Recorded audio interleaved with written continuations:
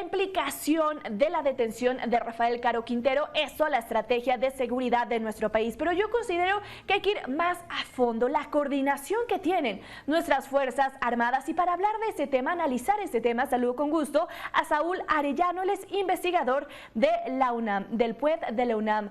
Saúl, muy buenos días. Muy buenos días, Lidia. Gracias por la invitación a tu programa.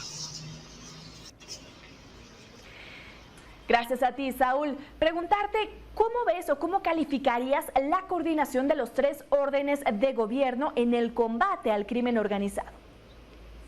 Mira, como bien señalas, Lidia, creo que el problema es más de fondo de lo que normalmente suele comentarse. Para hablar de coordinación, habría que hablar en primerísimo lugar del dinero, que es uno de los temas que poco se abordan cuando se hablan de estas cuestiones. Se dice fácil, ¿no? Pónganse de acuerdo, dialoguen, etcétera. Pero hay que recordar que México tiene un entramado jurídico institucional bastante complejo y eso comienza con la distribución de los recursos. Hay que recordar que el ramo 33 tiene una de sus partidas, el Fondo de Seguridad Pública para los municipios, y que a partir de allí inicia una cadena hacia arriba en la distribución de competencias de prevención, de combate al delito. Entonces vemos cómo en nuestro país la distribución de los recursos tiene un enfoque que cuando se planteó de origen se pensaba en un esquema federalizado que fuese fortaleciendo paulatinamente a las autoridades locales. Esto no ha ocurrido así.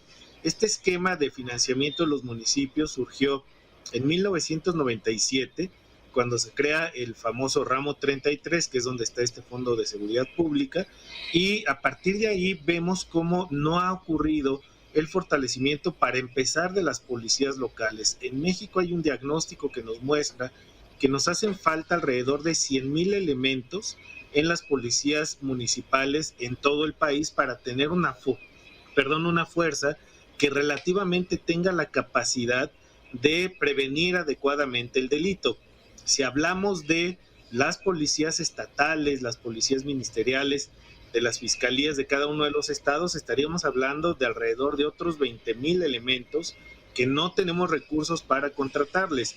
Si vemos la composición de la Guardia Nacional, va el presidente de la República a lanzar su iniciativa, lo ha anunciado varias veces, para pasar la Guardia Nacional a las Fuerzas Armadas, lo cual pues muchos creemos que va a ser un error grandísimo si esto se llega a aprobar, pues evidentemente nos habla de cómo hay una perspectiva muy diferente tanto en el gobierno federal como en los de los estados y los municipios. Esto lleva justamente a tener muy escasos mecanismos de coordinación, es decir, cómo te pones de acuerdo más allá del diálogo, cómo repartes responsabilidades, cómo distribuyes recursos, cómo distribuyes funciones y cómo vas fortaleciendo. El caso de la Ciudad de México me parece interesante, en el cual a la policía local, por ejemplo, se le dotó de facultades de investigación. Esto que se vio en Topilejo en estos días recientes, pues tiene que ver con esto, con la facultad que tiene la policía local de sí investigar delitos, de sí participar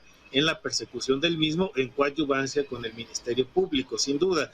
Pero este tipo de reformas son las que habría que estar pensando para los estados, más allá del sistema penal que se instrumentó y que sigue teniendo enormes dificultades de operación y de aplicación en los estados, y que no ha llevado a que tengamos una detención adecuada de los delincuentes. Tenemos un país de una enorme impunidad en el cual la cifra negra, nos dice el INEGI, pues ronda en el 92 o hasta el 94% dependiendo de los delitos. Entonces, esta coordinación, esta palabra que se dice muy rápido, pues implica muchas reformas, implica la ley de coordinación fiscal, implica una nueva reforma, ir más a fondo en lo que se llevó a cabo con el sistema de justicia penal, porque lo que no ha permeado tampoco es el tema de los derechos humanos. Seguimos teniendo, por un lado, la comisión de muchos delitos, pero por otro también un país lleno de víctimas que no tienen acceso a la justicia ni a la reparación del daño. Entonces,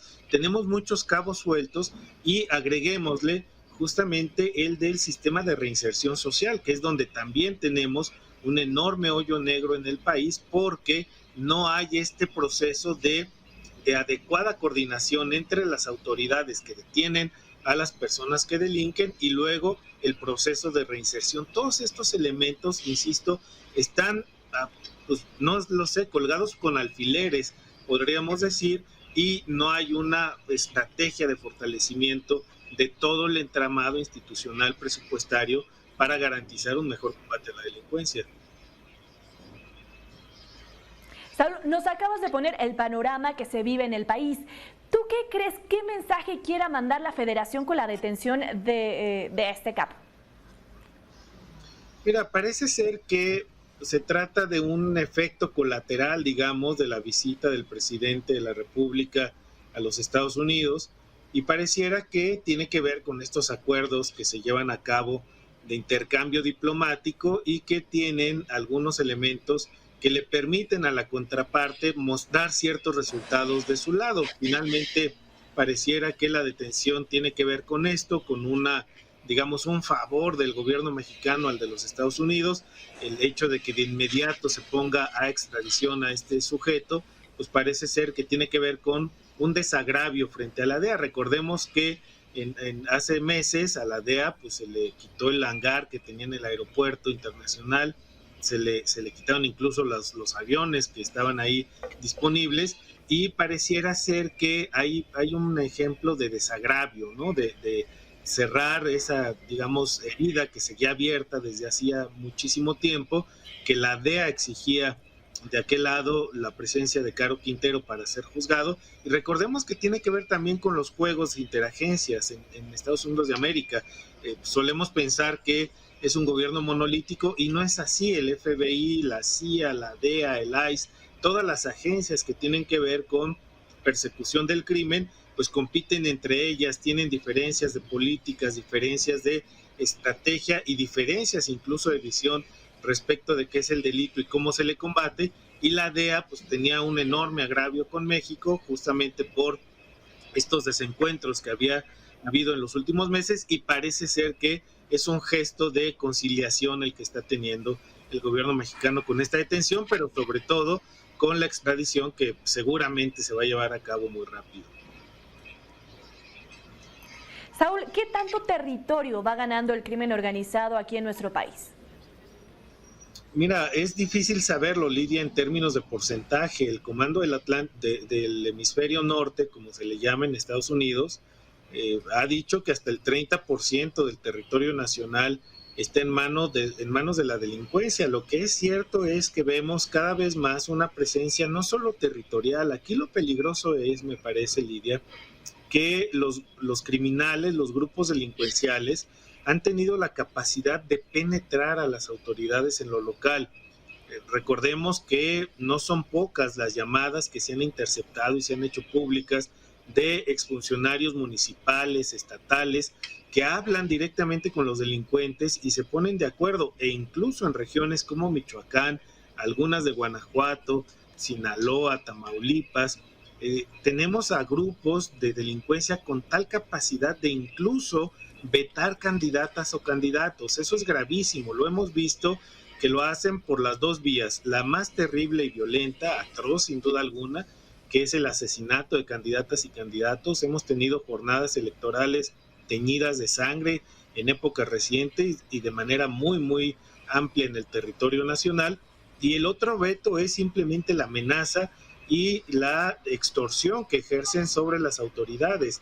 Les ponen literalmente a los directores de seguridad pública, de obra pública, a los de catastro municipal, es decir, las áreas donde hay dinero, y a los alcaldes pues no les queda más que aceptar, es eso, o matarlos, ¿no? O hacerle daño a sus familias. Entonces tenemos ya una capacidad muy fuerte de penetración del crimen organizado. Recordemos que tenemos a más de 10 exgobernadores que han sido procesados o detenidos por vínculos con el crimen organizado, y esto nos habla del nivel de corrupción, del nivel de penetración que tienen estas corporaciones ilegales y que evidentemente terminan minando las capacidades de lo local para efectivamente combatir al crimen. Imagínate cómo lo van a combatir si son no solamente socios, sino a veces ya hasta sus empleados. Entonces sí tenemos un peligroso escenario en el cual ya hay presencia de criminales en los cuerpos de gobierno, en los ayuntamientos, regidoras, regidores, síndicos, que después se comprueba que estaban vinculados a algún grupo en lo local y que va minando la capacidad democrática de procesar el conflicto y de darnos gobiernos de calidad. Eso es lo más grave que me parece a mí. La presencia territorial, sin duda alguna, es muy grave, muy desafiante al Estado, pero esa presencia territorial no se explicaría sin este otro factor, la protección de los grupos delincuenciales por los gobiernos locales. De otro modo, ¿cómo nos explicamos fosas clandestinas?